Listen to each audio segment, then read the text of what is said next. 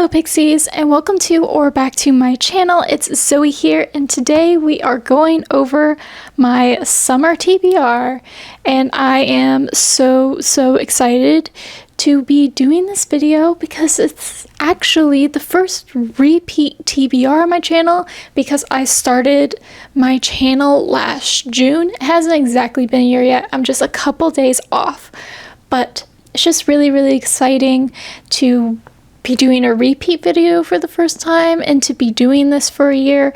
Been an inconsistent year, to be honest, so it's not like a year's worth of videos on my channel, but nonetheless I am really excited.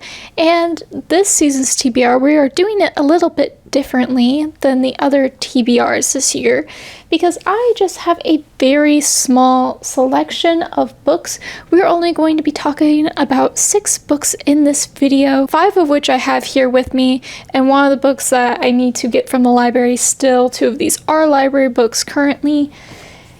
And yeah, without further ado, let's just get on into the video. First of all, I'm going to be talking about a book that no one should really be surprised about. And this is actually a series, so I guess my count at the beginning was wrong. But regardless, I'm going to be rereading Percy Jackson and the Olympians once again this summer, and this is really exciting because this year I'm actually going to have a vlog on it.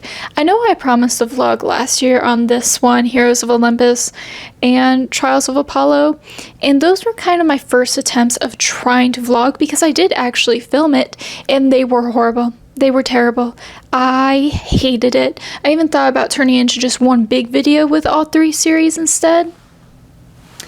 But it was just bad, and I didn't want to do it. Not saying my vlogs now are great, but that was truly atrocious. But this year, actually going to get a Percy Jackson and the Olympians vlog, and that video will actually be up in a couple of weeks. It will be up in June because it's even more of an exciting year to be doing a Percy Jackson vlog because this is the 20-year anniversary of The Lightning Thief, which is really exciting. Of course, I didn't read it 20 years ago. I could barely read 20 years ago, if I could really read at all. I was 4 years old 20 years ago, but yeah. I read this book for the first time when I was in elementary school, but then I didn't read the rest of the series until I was in middle school. But I have read this series every single year since then, and I love it. I love this series.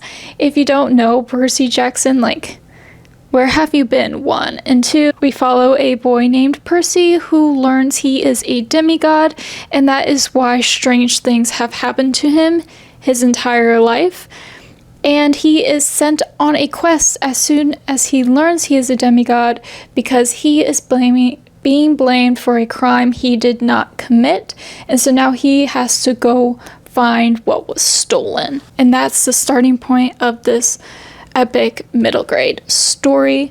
I love reading these during summer because 4 of the 5 take place during the summer, and it's just like reading these feels like coming home. So I'm really excited for this. Going to be doing a vlog on it. Just happy to be reading this again.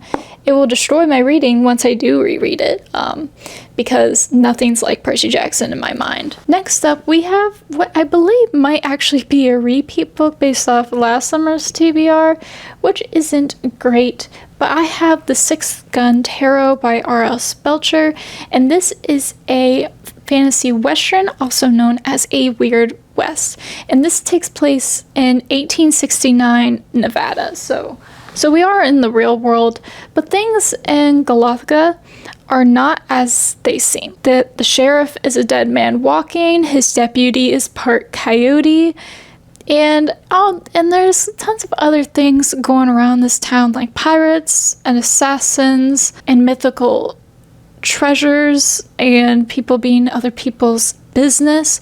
But now in the abandoned silver mine in town, something is stirring, and it could be something that will destroy the town and all of creation. This is a series. This is the first book in the series, and I wanted this book because I thought it sounded interesting. I've never read a western. I've certainly never read a fantasy western, and I feel like I would be more inclined to like a Weird West / fantasy western than just a regular one. So I wanted to try. I wanted to read it. It'll be something different for me. How many times can I move my bangs out of my eye? That's the real question of this video. But yeah, I'm interested in this. It might not work out, but I do want to read this summer. So if you want to see me read this, let me know down in the comments below. Next up is one that I've also been wanting to read for a really long time, but I don't think has been on a single TBR on my channel.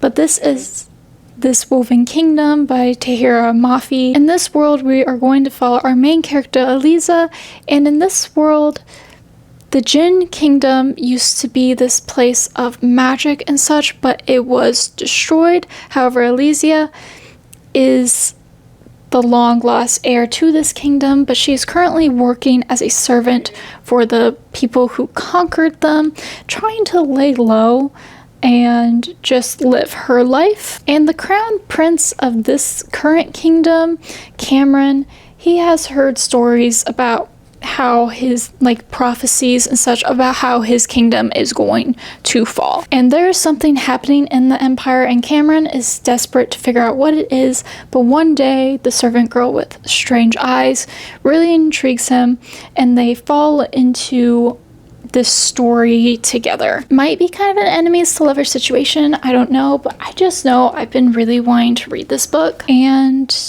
so I'm finally making time for it this summer. This book will definitely be read. I don't have a specific video in mind for it, but maybe I'll do a video that's like another reading whatever I want kind of deal, and maybe this will be in it. This is a YA fantasy. I love YA fantasy. And so I hope this one is a good one because I've never read anything by this author, but I'm hoping it'll be good. Next up, I have The Guinevere Deception by Kirsten White. And honestly, I can't tell you much about this book other than this is a kind of reimagining of King Arthur. And here, Guinevere isn't really Guinevere, but some kind of changeling sort of situation. I'm not entirely sure on that, but this has been on my TBR for a really, really long time. This has been on my TBR before I even joined BookTube. This has been on my TBR before I even started watching BookTube. I've been intrigued by this book for years, even though I don't quite remember why I was super drawn to it in the first place, because I've never really read the original King author's stories, and I've never read a retelling, or at least a retelling that was more Camelot focused. Maybe I've read a very, very loose retelling, but not one that I really know, if that makes sense. But I saw this at the library and I was just like, I have wanted to read that book for so long, so I just grabbed it. And I don't want to just return it without not reading it, so I'm definitely going to be reading this book. Maybe it will live up to expectation, maybe it won't. I have no idea. I don't think I've ever heard anyone actually talk about this series on BookTube, but I am very curious about it. And then I have another book from the library, and this is actually a new release, so I don't know much about it, so I'm probably just going to read the description with you guys. But I actually saw this in a Barnes & Noble when I was in there the other week. I took a picture on it because I thought it was so intriguing, because I wasn't there to buy books, I was just there to look. And then my library had it. I put it on hold immediately, and I basically got it immediately because it wasn't even on the shelves at the library yet. It was just in the little processing thing in the back, so I got it basically immediately. And this is 6 Wild Crowns by Holly Race. And doesn't that look intriguing? The Barnes & Noble one was different. It was more of an orangey cover, and if I do love this book and want it, I would probably get the Barnes & Noble edition, because I really do like the cover design, but I just like the color scheme of the other one a bit more. I thought it was more striking, if you can even imagine that, because this one's good. I just like the Barnes & Noble's one better. But I'm just going to read the description with you because this is a brand new book, and I thought it sounded really intriguing. It says, 6 queens, 1 king, a kingdom bound by magic, teetering on the edge of ruin, or so they've been told. Tradition demands that the king of Elbin must marry 6 queens and magically bind each of them to one of the island's palaces, or the kingdom will fall. Clever, ambitious Boleyn is determined to be her beloved Henry's favorite, queen. She relishes the games at court and the political rivalries with his other wives, and if she must incite war to win Henry over, so be it. Seymour is her opposite, a reluctant queen originally sent to court as a spy and assassin, but now trapped in a loveless marriage. But when she and Boleyn become the unlikeliest of friends and allies, the balance of power begins to shift, together to discover an ancient rotting magic at Elben's heart, magic that their king will do anything to protect. Now the only hope of survival rests on Boleyn and Seymour uniting all the rival queens before Henry can stop them. That sounds directly up my alley. No wonder I thought it was intriguing when I was in the Barnes & Noble. And maybe this will also be in like a reading whatever I want video, because I do want to read it on BookTube. I haven't seen anyone mention this. I haven't seen anyone read this, so I also want to get to it rather soon. And the very last book on the TBR, which I don't have currently, but I am going to be reading this summer, is Peter and the Starcatchers. Peter and the Starcatchers is another middle grade fantasy, and this is like the origin story and some adventures of Peter Pan, told in a very different light than like the original story and everything, because he was just a regular boy. And don't have a very specific description on this book in particular, even though I read it before. I have read it before.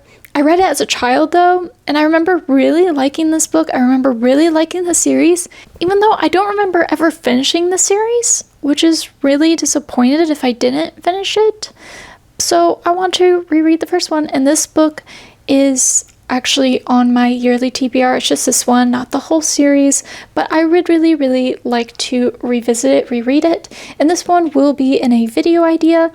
I won't be reading more of the series in this video, but the concept for the video is reading like Peter Pan reimaginings, retellings, because I'm kind of obsessed with Neverland at the moment. At the end of last year, I read Heartless by H.G. Perry, and that's like an origin story of Peter Pan and Captain Hook. I loved it. It was so depressing and sad. And also this year came out Wings of Starlight, which is a Pixie Hollow book, a Queen Clarion, like backstory with her before she was queen and how she became queen and all that jazz.